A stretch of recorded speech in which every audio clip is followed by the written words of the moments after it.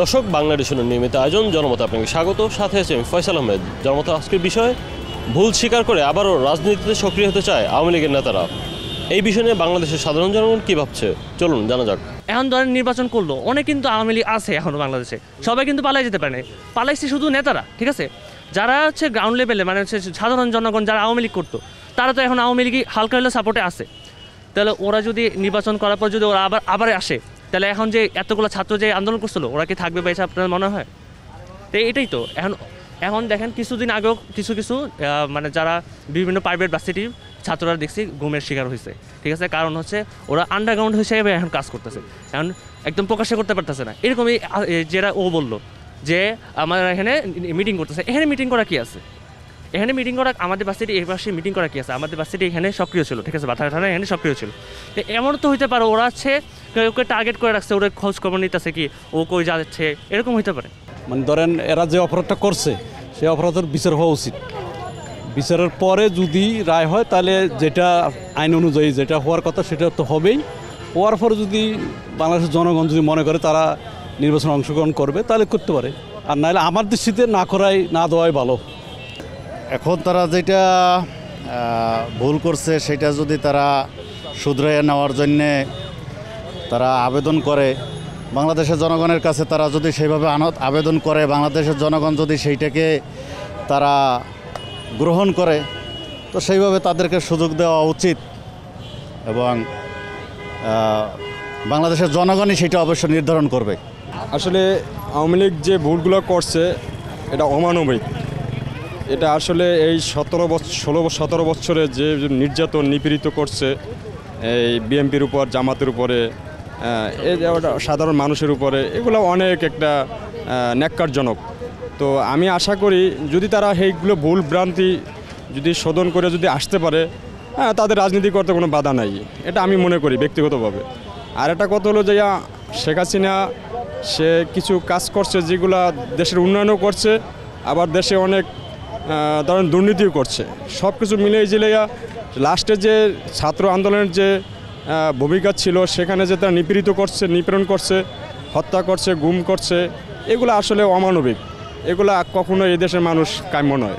জুলুম অত্যাচার করছে, এটা তো আমরাও দেখছি। পুলিশ থেকে শুরু করে সমস্ত লোক এক পয়েন্টে, এদেরকে নির্বাচন মানে এদেরকে দায়িত্ব দেওয়াটাও ঠিক না। কেন এদের আখলাক তো পরিবর্তন হবে না।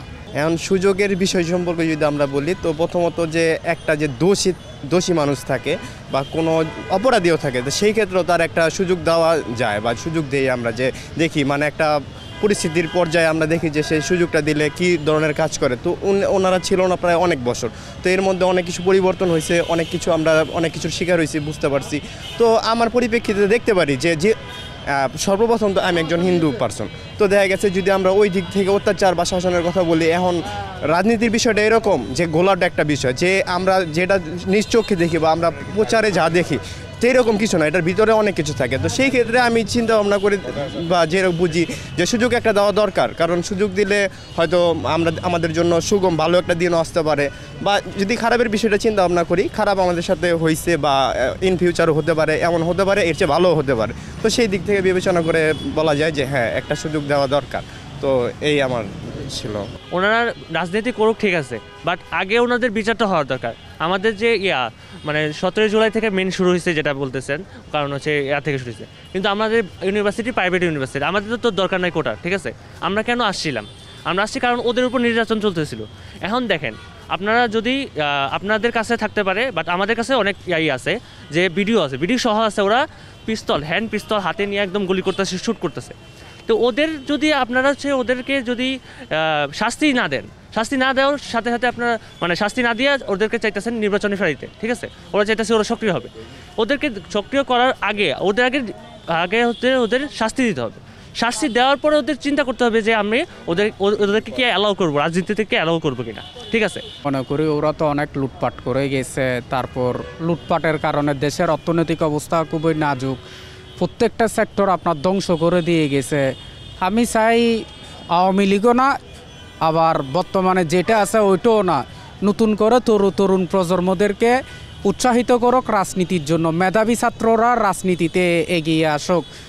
ঠিক আছে, তাহলে দেশ উন্নয়ন হবে। তাদেরকে ফার্স্ট অফ অল একদম এক্সট্রিম লেভেল থেকে যারা আছে, একদম হাসিনা থেকে শুরু করে যারা আছে সবাই প্রকাশ্যে এসে আমাদের কাছে ক্ষমা চাইতে হবে। শুধু আমাদের কাছে না, শুধু বাংলাদেশের কাছে ক্ষমা চাইতে হবে এবং প্রত্যেকটা যে খুন তারা করছে এবং পুলিশ দ্বারা যে মানুষের সাথে নির্যাতন যেটা করছে প্রত্যেকটা দায়ভার নিয়ে বিচারের সম্মুখীন হতে হবে। তারপরে নিয়মাফিক যে বাংলাদেশের রাজনীতির যে সিস্টেম যেটা আছে ওটার মধ্যে তারা আসতে পারে, সমস্যা নাই। বাট তারা ফার্স্ট অফ অল যেটা করতে হবে, প্রথমেই জনগণের মুখোমুখি হতে হবে। এইটার জন্য যে বিচার ব্যবস্থা আছে ওইটার মুখোমুখি হতে হবে। আমরা এটা চাই এবং তারা রাজনীতিতে আসুক, এটা অনেক বড় একটা দল, এটা অস্বীকার করার কোনো কিছু নাই। বাট তারা আসতে হবে, এইটা মুখাপেক্ষি করেই ওরা আসতে হবে আমাদের সামনে, এটাই আমাদের চাওয়া। আমরা সাধারণ জন এটা চাইতে পারি। আচ্ছা, এই বিষয়ে আমার মনে হয় না যে তাদের আশাটা সেফ হবে, কারণ আমি স্টুডেন্ট, আমি নিজে আন্দোলনে সক্রিয় ছিলাম। এখন আমরা যারা আন্দোলনে সক্রিয় ছিলাম তাদের সবার ক্যাম্পাসে অবশ্যই তাদের ক্যাডাররা ছিল। তো ওরা যদি আবার ফেরত আসে, আমাদের সেফটি কারা দিবে? ওনারা যে রাজনীতিতে ফেরত আসবে তারপরে যে আবার সেম কাজটা হবে না, তার তো কোনো নিশ্চয়তা নেই। নির্বাচন এখন হবে কিনা ওটা বিষয় না, বিষয়টা হচ্ছে আগে ওদের শাস্তি, তারপর হচ্ছে আমরা নির্বাচনের কথা চিন্তা করবো। আগে ওদের শাস্তি হবে, তারপর হচ্ছে আমরা চিন্তা করবো যে নির্বাচন হইলে পরে কাই আসবে, বিএনপি আসবে, জামাত আসবে, নাকি আওয়ামী লীগকে নির্বাচনের সুযোগ দেওয়া হবে কিনা ওটা চিন্তা করা হবে। দেবেও কিনা এটা না, চিন্তা করা হবে যে দেওয়া হবে কিনা। সেটা তো আইন আদালতের ব্যাপার, তারা কি করছে কিংবা কি করে নাই সেটা তো নির্ধারণ করবে বাংলাদেশের আইন আদালত আছে, সেই অনুযায়ী তাদের যদি তারা অপরাধ করে তাদের বিচার হবে।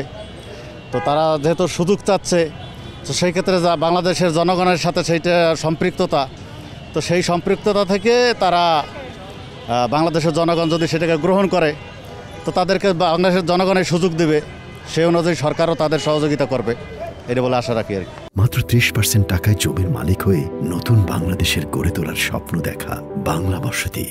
বিচারের ব্যাপারটা তো দেখবে এলো যে আপনার এই আমাদের দেশের আইন, তারা যদি সঠিক, যদি কেউ যদি অপরাধ করে সে শাস্তি পাবে, সেটাই স্বাভাবিক। আর যদি না করে তাহলে তো শাস্তি পাবে না, এটাই স্বাভাবিক। প্রত্যেকটা পার্টি, যারা পুরনো পার্টি আছে তারা হলো মুদ্রার ডান পিঠ এবং বাম পিঠ।